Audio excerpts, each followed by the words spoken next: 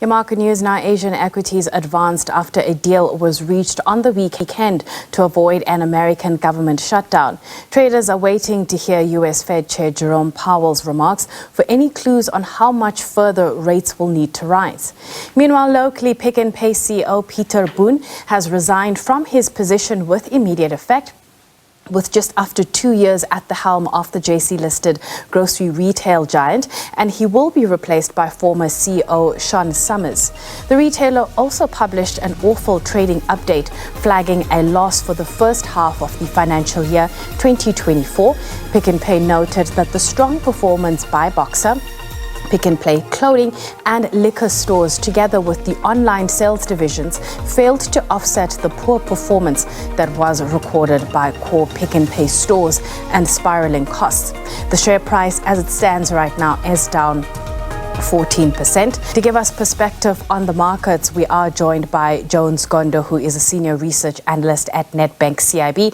Jones, thank you so much for your time. Curious to know, though, in terms of your market assessment in terms of sentiment right now, given the fact that over the weekend we had U.S. legislators reach a temporary deal to avoid a government shutdown. Is this temporary, or do you believe that at some point markets might turn cautious? Look, I think when temporary measures keep on happening, they can become semi-permanent. And I think the issue with the U.S. Government and the shutdowns, we had it earlier this year, and it's going to happen again next year, simply because they are unable to pen multi-year deals around expenditure framework and getting to a hard ceiling.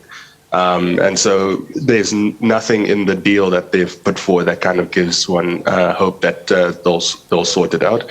And I think the market has had some indigestion because they're trying to balance demand and supply in the U.S. Treasury market to see how they how much bond issuance the U.S. government will need to make going forward to fund their own deficit.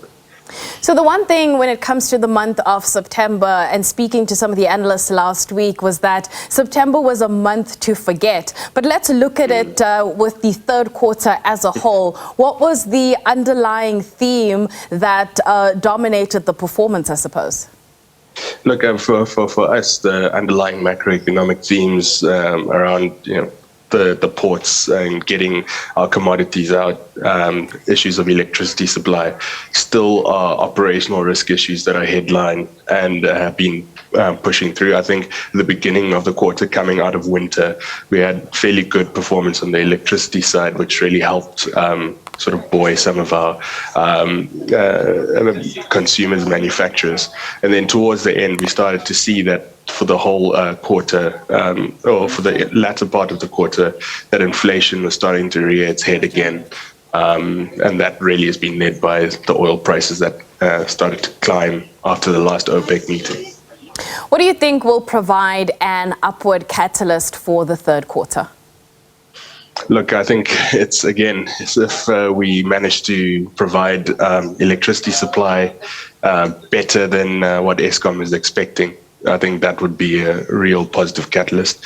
But I think also just an easing of inflation pressures would be a secondary one, just thinking about the consumer, that the fourth quarter is a very big one for the consumer as you get towards December spending.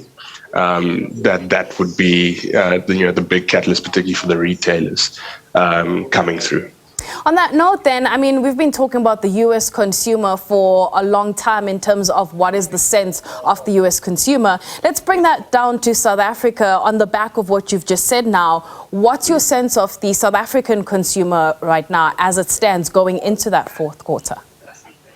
Look, the consumer is very hard pressed, and we can see that the way these companies, the results season that came through in Q3, that it's a real slowdown. The inflation pressure is really high. We saw in the quarterly bulletin of the Reserve Bank that disposable incomes are starting to decrease, and I think the pressure going forward into the final quarter is that a lot of the operational risk issues I mentioned before around electricity and ports, just increasing the cost at the factory gate, starting to have to be passed and not absorbed by your manufacturers and final goods retailers.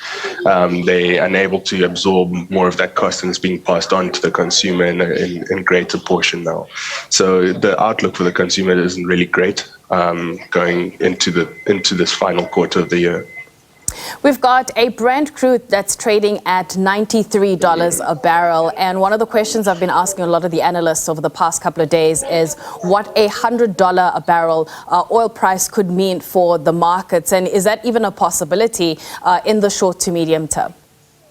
Yeah, look, I think it's a real possibility if you just, pay attention to what's happening in Saudi Arabia and just looking at some of the funding for their own fiscus and that the investments that they need to make, both on balance sheet and off balance sheet. It would make sense that there's pressure for them to benefit from a higher oil price than a lower one.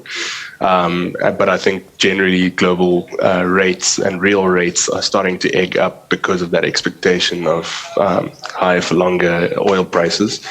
And that's feeding into expectation of at least one more rate hike in the US. And that leads all markets, including ours, to almost have to follow suit. We are just about to, I suppose, let's put it this way. We've just kicked off the beginning of the fourth quarter, the beginning of the trading week. What events are you keeping an eye on for the rest of the week? Yeah, look, I think it's just apart from the headline trading statements that have come through, you mentioned Pick and Pay at the beginning as one of those. That is a marker for the state of our consumer or the retail industry. And I think going forward is just to try and also ascertain what was going to happen with the US. I think after this weekend was going to be a major one for this week to look out for. All right, Jones, let's leave it there. And of course, tonight we are expecting comments from Fed Chair Jerome Powell. Later in this week, ECB President Christine Lagarde will also be delivering comments. And then, of course, we wrap up the week with the US jobs data. And currently, the rand trading at 19.11 to the dollar. We're going to take a quick break. When we come back, we'll have more of your market news. So stay tuned.